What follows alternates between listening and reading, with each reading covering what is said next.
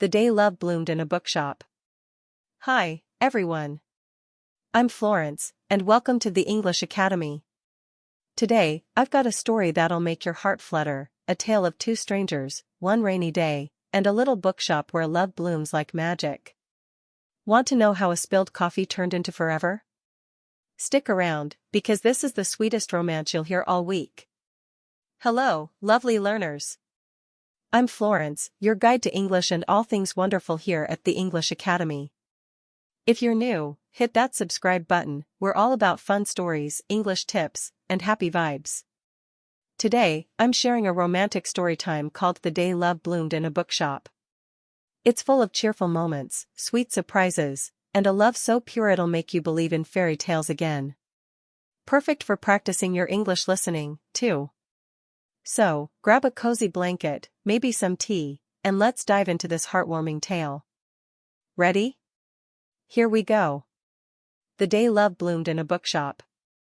It was a rainy Tuesday in the little town of Willowbrook, where the cobblestone streets glistened under gray skies and the air smelled of fresh petrichor, that lovely scent after rain falls.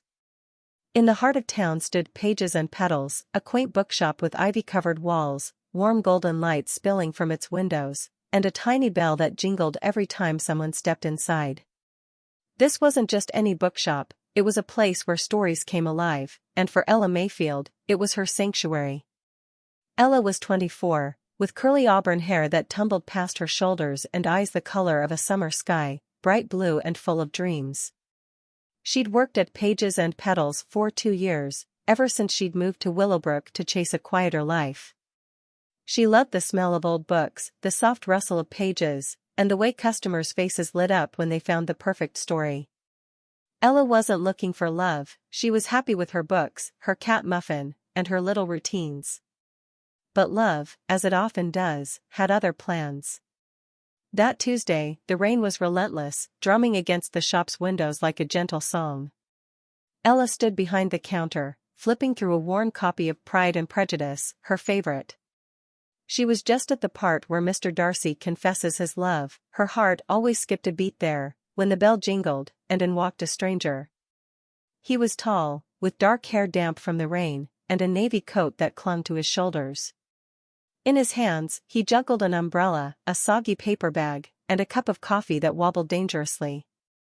Ella looked up, and their eyes met for the briefest second. His were warm brown, like melted chocolate, and they crinkled with a shy smile. "Hi," he said, shaking rain from his hair like a puppy. "I didn't mean to bring a storm in with me." Ella laughed, a sound as bright as the shop's lights. "No worries. You're welcome to dry off here.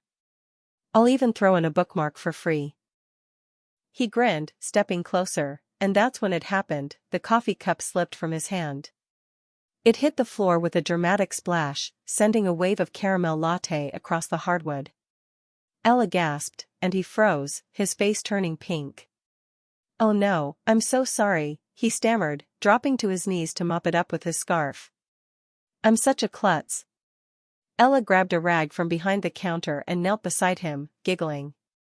"It's okay, really. This floor's seen worse, trust me. There was a toddler with a juice box last week." Their hands brushed as they wiped up the mess, and Ella felt a tiny spark, like the flicker of a candle lighting up a dark room. She glanced at him, and he was already looking at her, his embarrassment melting into a sheepish smile. "I'm Oliver," he said, sitting back on his heels. "And I swear I'm not usually this disastrous." "I'm Ella," she replied, standing and tossing the rag aside. "And I think you're doing great for a rainy day." Oliver chuckled, and that was the start of it. The moment two strangers became something more.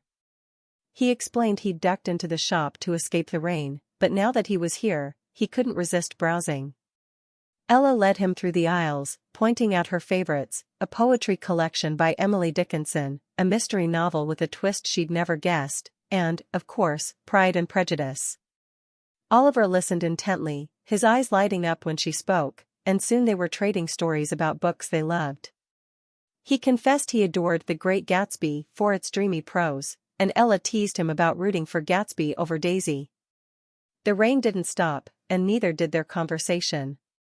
Customers came and went, but Oliver lingered, helping Ella shelve books, laughing when she pretended to scold him for putting a romance novel in the sci-fi section.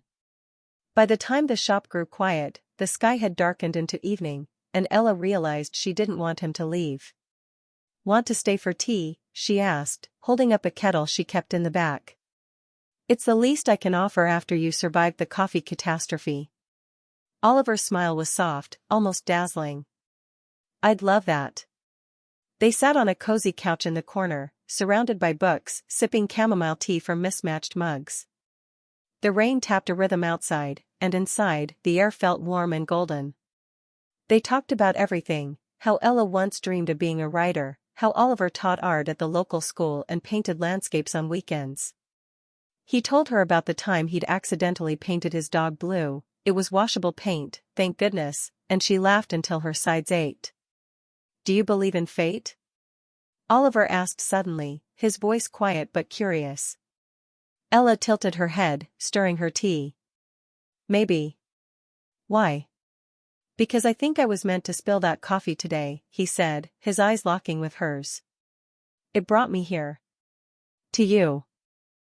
Her breath caught, and for a moment, the world shrank to just the two of them, two hearts beating in a little bookshop. She smiled, her cheeks warm. "Then I'm glad you're a klutz, Oliver." He laughed, and that night, as the rain slowed to a drizzle, he asked for her number. She wrote it on a bookmark, slipping it into his coat pocket with a shy grin. The days that followed were a whirlwind of joy. Oliver came back to Pages and Petals the next morning with a replacement coffee, this time safely in a travel mug, and a daisy he'd picked from his garden. "For the prettiest bookseller I know," he said, and Ella's heart did a little dance.